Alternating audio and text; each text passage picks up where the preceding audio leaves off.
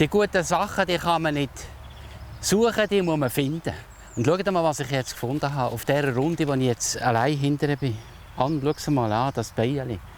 Wunderschön. Den könnte man fassen und anhängen als Schmuck. Jawohl.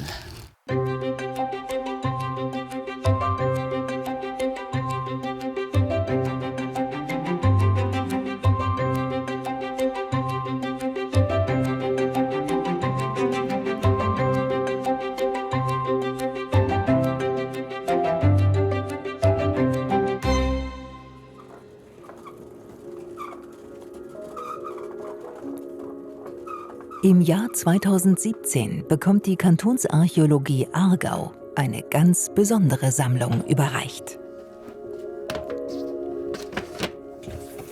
Also das ist die Sammlung Broglie. Das sind über 24'000 Objekte und die wissenschaftliche Auswertung, die ist noch am Tun. Das Möhliner Feld. Von dieser Hochebene am Rhein, ganz im Norden der Schweiz, stammen fast alle Fundstücke, die Werner Broglie gesammelt hat. Mit ihrer Hilfe lässt sich die Geschichte des Kanton Aargau bis zu 100.000 Jahre zurückverfolgen. In meinen Augen, ohne dass ich das jetzt ganz klar belegen könnte, ist das best untersuchte Gebiet, ich würde jetzt mal behaupten, weltweit. Ohne die Arbeit von Werner Broglie wäre das Möhliner Feld archäologisch gesehen ein weisser Fleck. Doch wissenschaftliche Anerkennung bleibt Werner Broglie jahrzehntelang verwehrt. Professionelle Forschende sagen, seine Funde seien wissenschaftlich wertlos. Dass Leute, die das studiert haben, nachher so Zeug rauslassen, das begreife ich nicht. Erst eine neue Generation von Archäologen erkennt den Wert seiner lebenslangen Forschungen. Für mich ist er absolut auf Augenhöhe mit studierten Archäologen.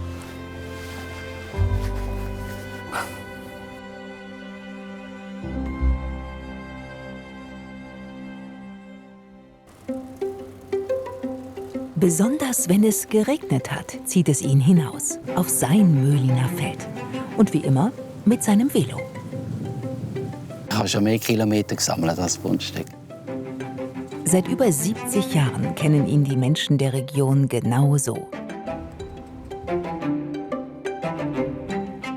Vielleicht gibt es den, die sagen, der spinnt ein bisschen, oder? Aber der macht nichts. Sein Jagdgebiet, die Äcker rund um sein Heimatdorf Möhlin bei Rheinfelden.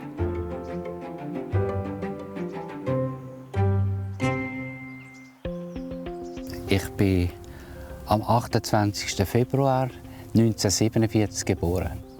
Also angefangen, Sachen zu suchen. Das hat etwa, ja, wo andere Kinder in den Kindergarten gehen, habe ich auf dem Feld beim Herdöpfelauflesen, da habe ich die ersten Silex gefunden. Und das waren so schöne Steine, so glatt. Man konnte sie an die Backen nehmen und manchmal auch farbig, gel mit Strich. Und da habe ich die angefangen zu sammeln. Ich habe die in eine Schachtel und unter das Bett geschoben. Ja, so hat es angefangen.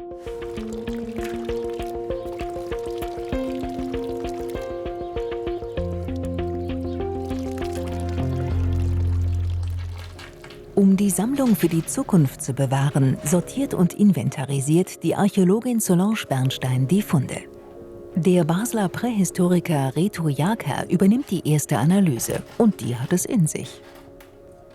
Denn sie zeigt, Werner Broglie hat etwas in der archäologischen Forschung sehr Seltenes geschafft. Er kann nachweisen, wo auf der Fläche von über 15 Quadratkilometern des Möhliner Feldes jemals Menschen gelebt haben. Das Besondere am Möhliner Feld ist einerseits die Dichte der Fundstellen. Die gelben Flächen, das sind die Fundzonen, die der Werner kartiert hat. Aber das Spannende ist eben, es gibt nicht nur die positiven Fundzonen, sondern wir wissen auch explizit, dass rundum nichts gefunden worden ist. Alle die braunen Flächen sind Kontrollgänge, die der Werner gemacht hat, um zu schauen, ob das tatsächlich fundleer ist. Jahrzehntelang dokumentiert Werner Broglie, auf welchen Äckern des Möhliner Feldes er etwas gefunden hat. Das Besondere daran, er hält auch genau fest, wo nichts zu finden ist. So kann er zeigen, dass die Menschen zu unterschiedlichen Perioden an ganz bestimmten Orten des Möhliner Feldes gesiedelt haben. Bereits kurz nach der letzten Eiszeit vor rund 11.000 Jahren hinterlassen Menschen hier ihre Spuren. Sie jagen in den Wäldern des Mühliner Feldes mit Pfeil und Bogen. Das beweisen winzige Silex-Geräte, die man in einen Pfeil einsetzte.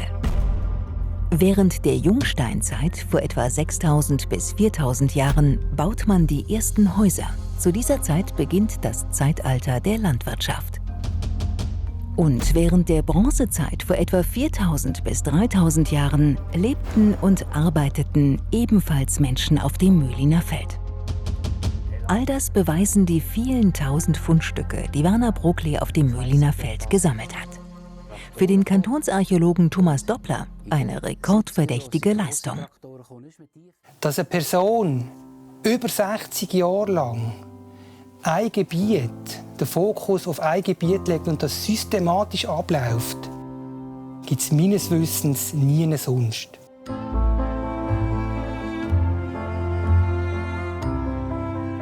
–15 Quadratkilometer Schweiz. Und dieser Mann kennt jeden Meter davon. Immer zu Fuß, voll konzentriert und geduldig sucht Werner Broglie den Erdboden nach Fundstücken aus der Vergangenheit ab. Er sagt, er lese den Boden. Also ich kann ohne weiteres 5 Stunden so laufen, ohne zu ermüden, wenn ich es jetzt mache. Das Suchen nach archäologischen Spuren ist die Passion seines Lebens. Wie einer, der fischen geht. Er macht den Wurm an und erwartet, dass etwas kommt. Und ich mache einfach einen Schritt und bei jedem Schritt kann etwas kommen.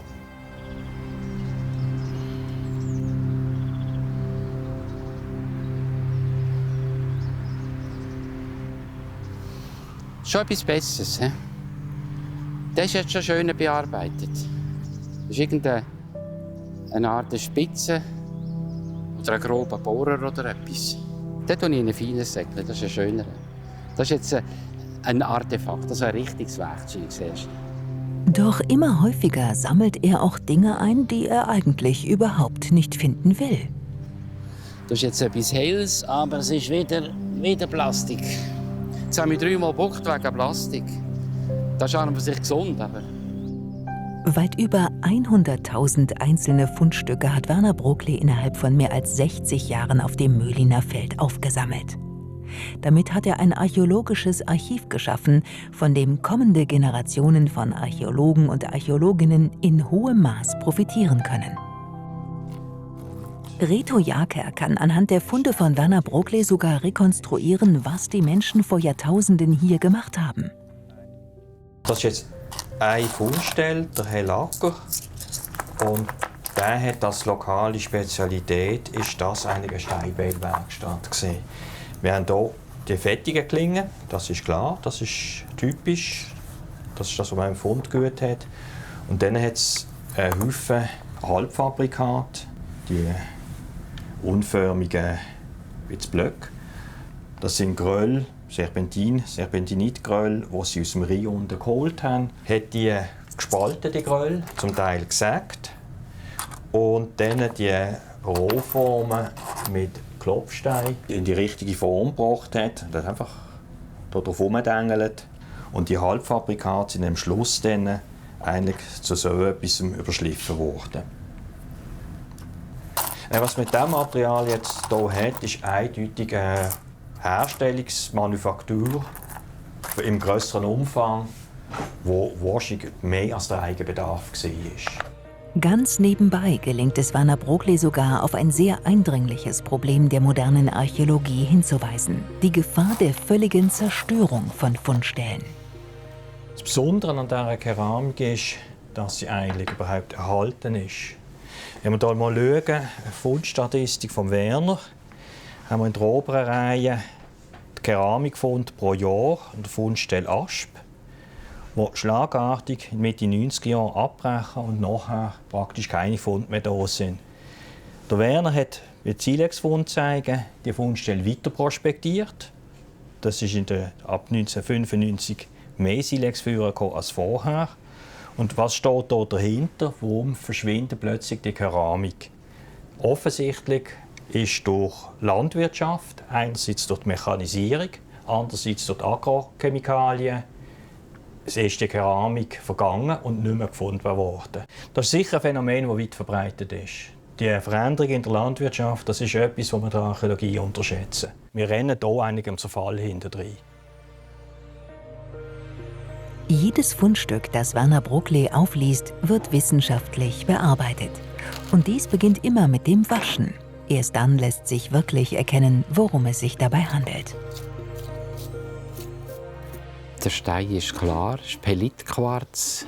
Was besonders ist, ist die Odern oder die Schicht, die er hier durch hat. Das habe ich noch nie gesehen. Der hat auch eine besondere Funktion gehabt. Lisbeth, komm schnell! Seine Frau Lisbeth, ebenfalls pensionierte Lehrerin, lernte ihn bereits so kennen, als Entdecker. Wirklich? Ja, Ich wollte noch fragen, ob du etwas gefunden hast. Wow! Wir lassen uns viel Freiheiten. Es hat sogar den Moment gegeben, wenn ich in der Schule vielleicht ein bisschen gestresst war und heimgekommen bin, hat sie gesagt, los, will ich ein bisschen Stein suchen. Also sie weiss, dass ich das brauche und dass das gut tut. Schön. Und dort, das ist das Beste. Ich bin aber froh, der hier, he? Beil. Ein Bieli. Da sagen die Leute Bieli, wir sagen Bieli. Im richtigen Moment haben wir uns getroffen und gefunden und sind glücklich geworden miteinander und freuen uns jeden Tag aneinander und miteinander. Ja. Der Winter ist oft keine gute Zeit zum Entdecken. Die Äcker liegen zwar offen, aber der Boden ist lehmig, nass und klebt schwer an den Stiefeln. Solche Tage nutzt Werner Bruckle zu Hause, um seine Funde zu dokumentieren. 16, 17, 18, 19, ein schönes Beierli, 20 und 21. Einen Studienabschluss in Archäologie hat er nicht. Doch seit seiner Kindheit haben ihm Fachleute die Wissenschaft erklärt. Er hat Vorträge und Vorlesungen besucht und fast alles gelesen, was Akademiker je über die Schweizer Urgeschichte geschrieben haben. So erkennt er bereits an der Form, worum es sich handelt und wozu die Werkzeuge einst benutzt wurden. Da sieht man, dass es asymmetrisch ist. Das heisst, es ist quergeschäftet worden. Es ist so in den Stil hineingekommen, ein Häkchen. Heute sind sie aus Metall, die sind nicht viel grösser. Zum Gartenarbeiten machen. Das ist überhaupt etwas Spannendes, wenn man so etwas findet, sich vorstellt, was haben die gemacht mit all diesen Sachen. Und plötzlich ist jetzt mit drin und sieht Kinder, die so Werkzeug schleifen oder die häckerlen oder die Getreide mahlen oder irgendetwas. Ich schreibe jetzt auf, wenn wir den gefunden haben. ZW, das ist ein Acher, wo ich das letzte Jahr und dieses Jahr unglaublich viel abgesucht habe und gestaunt habe, dass immer wieder etwas vorkommt. Jetzt kommt dann noch Nummern über, jetzt tue ich zuerst Nummerchen machen. Da steht wieder anderes Zeug drauf. Da muss man immer aufpassen, dass man kein Durcheinander macht. Kein Durcheinander. Genau das macht seine Sammlung so einzigartig und wertvoll für die archäologische Forschung. Viele professionelle Archäologen bewundern diese Geduld und seinen Spürsinn. Ein Talent, das Fachleute in der Vergangenheit oft ignoriert haben. Lisbeth ärgert sich noch heute darüber. Ich habe es erlebt, wie das ist auf dem Acher. Wenn man es so sieht, denkt man, ja, der Schlocker vom Hocker ist es. Aber also für mich jedenfalls überhaupt nicht gewesen. Wenn das so im Dreck nur noch so ein Zahnspitzchen rausschaut, er merkt es, wenn er spürt, was rum ist. So. Sie empfindet sein zeitraubendes Hobby sogar als Bereicherung ihrer Ehe. Also, ich nehme an, die haben Kinder als Rheinufer geschickt, wo sie Rohmaterial holen. Du musst sagen, bringen grüne Steindünne oder bringen graue Steine oder schwarze. Und dann haben sie das Rohmaterial schon gehabt. Verrückt, ja? Ich empfinde es toll, dass er diese Leidenschaft hat. Für mich wäre es schwieriger, wenn er nicht wüsste, was machen. So ist es schön. Hast du noch mehr von dem? Ja, ganz häufig. Du musst noch suchen. Fast jeden Tag zieht es Werner Bruckle hinaus auf sein Möhliner Feld. Meistens ist er allein unterwegs. Dann, so sagt er, diskutiert er oft mit den Vögeln. Doch wenn mal jemand mitgeht und es dann auch noch genau wissen will, dem erklärt er liebend gern, wann und wie diese ganz besondere Landschaft entstanden ist. Saucher. Mein Jagdgebiet ist die Hochterrasse, wo das ganze Gebiet umfasst. Aufgewachsen bin ich hier in der Wiedmatt, noch ohne Autobahn. Ich habe meine ersten Funde hier gemacht, in diesem Bereich. Und das hat sich immer weiter ausgeweitet. Wallbacherfeld, Seinigerfeld, Möllinerfeld und dann auch auf der anderen Seite vom Bach. Ich habe jeden Acher abgesucht. Es ist immer so ein bisschen schwierig mit der Sensation in der Archäologie, aber wenn man da exemplarisch, jetzt für mich persönlich, ist sicher der Fußkeil von Zeinigen, wo vom Werkzeug vom Neandertaler. Ein Fußkeil ist einer von 5, die wir in der Schweiz kennen. Der Faustkeil von Zainingen. Knapp 9 cm lang und etwas schwerer als 100 Gramm. Hergestellt wurde dieses kleine Kunstwerk vor rund 100.000 Jahren, in der Zeit der Neandertaler. Bisher galt dieser Faustkeil als zufälliger Einzelfund. Werner Broglie aber sieht das völlig anders. Er ist sich sicher, dass auch Neandertaler vor über 100.000 Jahren das Gebiet bereits besiedelten. Mit seiner These kann er sich nicht durchsetzen, was ihn seit Jahrzehnten maßlos ärgert. Aber einfach aufgeben, das will er auch nicht. Vielleicht helfen die neuesten Funde ja etwas nach. Für mich gehört das Gerät in die Zeit hinein, mit grosser Wahrscheinlichkeit. Der Basler Prähistoriker Reto Jaker bleibt vorerst skeptisch. Ihm fehlen weitere Beweise. Für mich sind die Sachen schwierig zu datieren. Wie nur lässt sich der Experte überzeugen?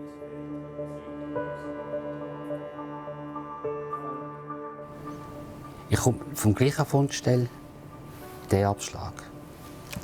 Das ist ein Neufund. Also relativ neu. Das ist jetzt so ein flacher Kern. Ich lege jetzt einfach ein paar Sachen an, die einfach zeigen, du hast ältere Sachen.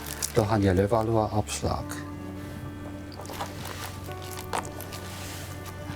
Hier ist eine Rückenspitze oder etwas Krebs. Möglicherweise Jungpaläolithikum. Das älter. Hier kommt eine Schnecke, eine fossile Schnecke, die auch nicht bei uns vorkommt, die angetragen ist.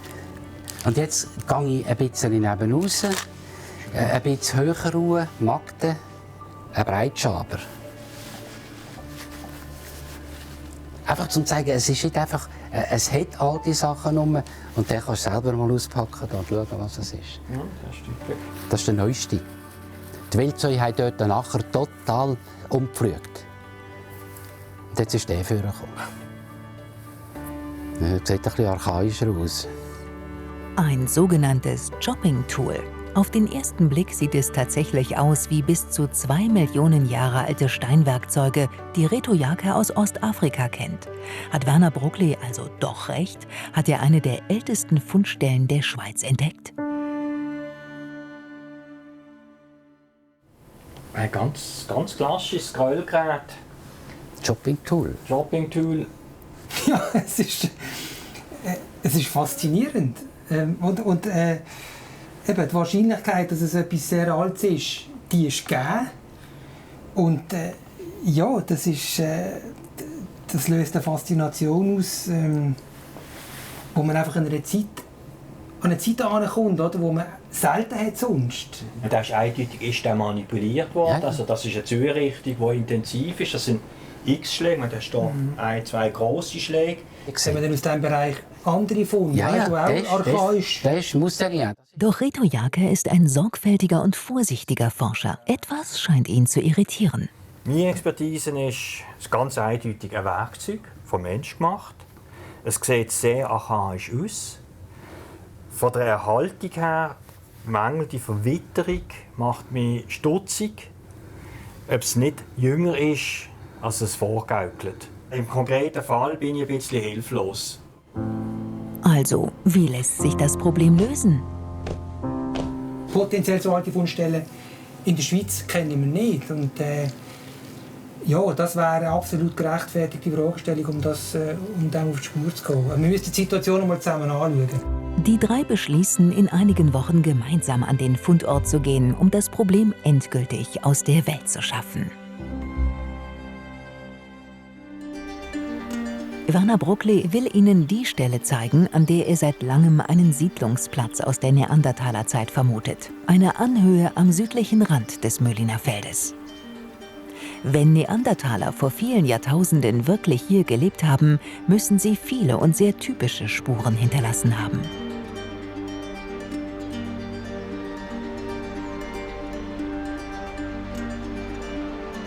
Und tatsächlich, nach wenigen Minuten bereits findet Thomas Doppler ein weiteres Werkzeug. Das ist ein Werkzeug. Das ist ein Konkavschaber oder Kratzer. Schau mal, wie der bearbeitet ist. Schön. Mit dem hätte man so einen Stecken schnitzen oder etwas machen. Weißt, Spitze. Das ist ein Ziehmesser, ja. Und Werner Broglie zeigt weitere Funde aus jüngster Zeit. Die letzten Puzzlesteine, die Reto Jaker gefehlt haben, um seine Entscheidung zu treffen. Dass es etwas Älteres ist, dass es durchaus eben ins Mittelpaläolithikum geht. Es ist ganz eindeutig ein Siedlungsplatz vom Neandertaler. Also das haben wir eindeutig bei dem gefasst. Die Frage ist eben, woher sind die Leute gekommen? Sie sind ja hochmobil über weite Distanzen, haben ihre Traditionen mitgebracht. Weil das müsst ihr ja auch normalerweise im Jura kennen, sieht ein bisschen anders aus. Damit bestätigt Reto Jaker eine der wichtigsten wissenschaftlichen Thesen, die Werner Broglie postuliert. Was sind wir da zeitlich? Zeitlich sind wir hier zwischen 80.000, 90.000 bis etwa vielleicht 50.000 Jahren. An der Beschaffenheit der Funde erkennt der Experte, dass diese Fundstelle bisher sogar schweizweit einzigartig ist. Es gibt Hinweise, dass es ein Musterien ist, der weiter aus dem Osten kommt. Die anderen Musterien-Fundplätze, die man im Jura kennt, weisen eher auf Konturkreise im Westen. Und das ist das, was den Platz ein bisschen außergewöhnlich macht. Fundstellen aus dieser Zeit, aus dem Mittelpaläolithikum, vielleicht sogar Altpaläolithikum, die sind extrem selten. Und solche Fundplätze zu kennen, zu wissen, dass wir das haben, das ist extrem viel wert und zeigt, dass hier wahrscheinlich noch viel mehr Potenzial vorhanden ist.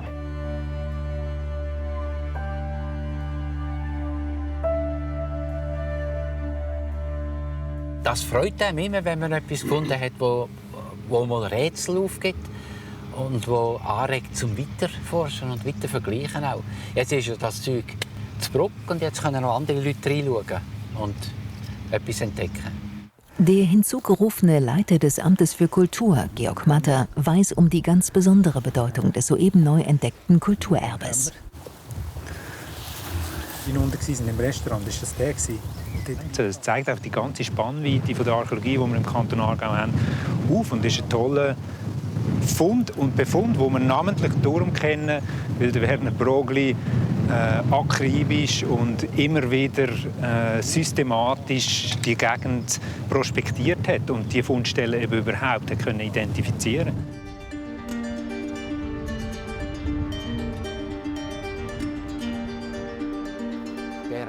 Eigentlich hatte er damit gerechnet, an diesem Morgen nur ein paar wenige Interessierte über das Möhliner Feld zu führen, wie so oft in seinem Leben. Gekommen sind dieses Mal aber viele, alte Weggefährten aus dem Freundeskreis der Wissenschaft und Politik. Der Kanton Aargau will sich bei Werner Broglie bedanken, nicht nur für die unschätzbar wertvolle Sammlung, sondern für sein gesamtes Lebenswerk. Mal sehr für uns, für den Kanton Aargau, für die Kantonsarchäologie, aber für viele, viele, viele Leute, die nachher mit begeistern können. Das ist auch fantastisch und genau diese Leute braucht es in unserer Gesellschaft. Und ich wünsche mir natürlich, dass es noch viele, viele andere Werner Broglies gibt. Doch Werner bleibt sich treu. Egal wie prominent, jede und jeder soll zunächst erfahren, wie man sich in der Steinzeit ein schönes Schmuckstück hergestellt hat. Ich finde das absolut faszinierend, weil ich hätte schon eine riesige Freude, wenn ich auf dem Macher überhaupt so ein Gerät finden würde. Und ich habe eigentlich gemeint, es geht länger, bis man so ein Gerät auch hergestellt hat. Aber der hat das geschwind innerhalb von 20 Sekunden hat er das gemacht. Das hat mich jetzt mega beeindruckt, muss ich sagen. So wie heute auch führt Werner Broglie seit Jahrzehnten liebend gerne Menschen über das Möhliner Feld, um ihnen von der Geschichte ihrer Heimat zu erzählen. Also, das ist ein Stein. Nichts liebt der ehemalige Lehrer so sehr, wie Menschen an seiner Begeisterung teilhaben zu lassen. Davon zu berichten, wo und wie die Menschen hier vor Jahrtausenden einmal gelebt haben, welche neuen Fundstücke er gerade entdeckt hat und was sie wohl zu bedeuten haben. In Möhlin selbst ist Werner Broglie damit schon längst berühmt. Die Art, wie er schauen und Sachen sieht, also das ist für mich als Schüler eines der beeindruckendsten Erlebnisse von meiner ganzen Schulzeit. Auch ohne Studium der Archäologie, viele seiner akademischen Kollegen erweisen Werner Broglie mittlerweile die wissenschaftliche Anerkennung, die ihm doch so lange verwehrt geblieben ist. Aus meiner Sicht sind die Leistungen von Werner Broglie durchaus oder wäre ein Grund, um ihm den Doktor Honoris Causa, also den Ehrendoktor, zu verleihen. Das Problem ist, vor 30, 40 Jahren wäre das gegangen. Heute sind, wenn man schaut, wer heute Ehrendoktor oder Ehrendoktorin wird, andere Kriterien maßgeblich. Und ich bedauere das persönlich sehr. Vielleicht wird das eines Tages ja doch noch möglich sein. Einige Wochen später. Werner Broglie will uns heute endlich zeigen, wie man es anstellt, etwas zu finden. Natürlich wie immer, dort oben auf dem Mühliner Feld. Heute ist ideal. Es hat geregnet, sehr stark, die vorletzte Nacht und gestern sogar noch. Das heisst, der Boden ist so schön abgewaschen, dass man die Funde auch auf weite Distanz sieht. Doch es gehören nicht alleine Glück und Geduld dazu, etwas zu finden. Jede Menge Erfahrung und ein ganz besonderer Blick sind ebenso wichtig. Werner sagt, man muss auf das schauen, was fremd aussieht, was sich von der Matrix des graubraunen Bodens abhebt. Ich schaue etwa 5-6 Meter in der Breite, leicht voraus und bin einfach offen für Farben und Formen. Werkzeuge, die sind, wenn sie geschlagen sind, aus Silex gemacht und das kennt man an der Farbe. Das ist entweder weiß oder gelb oder rot, je nachdem, woher das Rohmaterial stammt. Manchmal findet man auch etwas Rundes, eine Münze oder irgendetwas aus der Neuzeit. Oder ein Knopf, ein Uniformknopf oder ein Flintstein von einem Flintgewehr. Es liegt allerhand auf diesen Feldern. Es hat immer wieder Kalksteine, die einem täuschen. Mit der Zeit lernt man die ausscheiden. Dort vorne leuchtet etwas weiß. Das sieht schon besser aus. Dort glänzt etwas ein bisschen hell. Das ist schon mal ein Silex. Und das ist eine Pfeilspitze.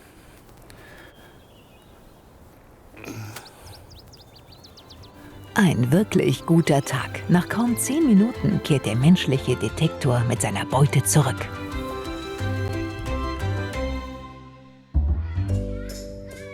Steinzeit-Workshop an der Primarschule von Wegenstetten im Aargau.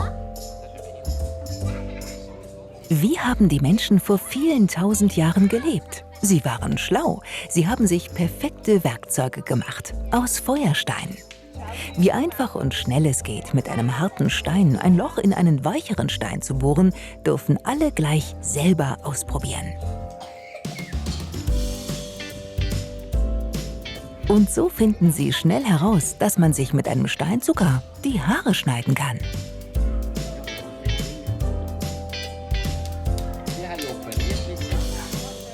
Die freiwillige Arbeit mit Kindern macht Werner Broglie besonders großen Spaß. Für den pensionierten Lehrer ist das Vermitteln von Archäologie Teil der Wissenschaft selbst, wenn nicht gar die wichtigste. Werner Broglie, Forscher und Vermittler zwischen Vergangenheit und Zukunft.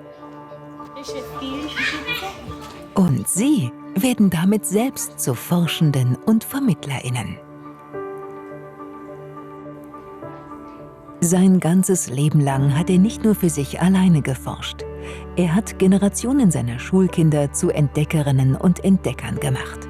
Werner Broglie hat dafür gesorgt, dass Menschen, die begeistert sind von Archäologie, einen Zugang zu dieser faszinierenden Wissenschaft bekommen. Ein Jahr mit Werner Broglie geht zu Ende. Eines, das sein Leben ein kleines bisschen verändert hat. Für mich hat sich einfach verändert, dass ich spüre, dass das, was ich gemacht habe, geschätzt wird. Ich habe gemerkt, der Werner hat Freude. Das, was eigentlich von der Kantonsarchäologie aufgebrochen ist, so habe ich es erlebt, wie eine Bestätigung auch für ihn. Aus dem Hobbyarchäologen, den in der Wissenschaft kaum jemand ernst genommen hat, ist ein anerkannter Forscher geworden. Mich freut es, dass da ein Dokument entsteht, das jetzt selbstverständlich ist. Also wird jetzt etwas festgehalten, das mehr möglicherweise überlebt. Jeden Tag aufs Neue bereichert Werner Broglie die Geschichte seiner Aargauer Heimat und damit die der Schweiz um kleine Puzzleteile mehr. Leute merken ihr überhaupt, in was für einer spannenden Gegend wir leben. Warum sagt ihr jede freie Minute, weiss der Teufel wohin? Bleibt doch da und schaut das Zeug an. Und er wird weiterhin seine Runden gehen, dort draußen auf seinem Möhliner Feld. Viele Sachen, die man gemacht hat im Leben, die verschwinden wieder.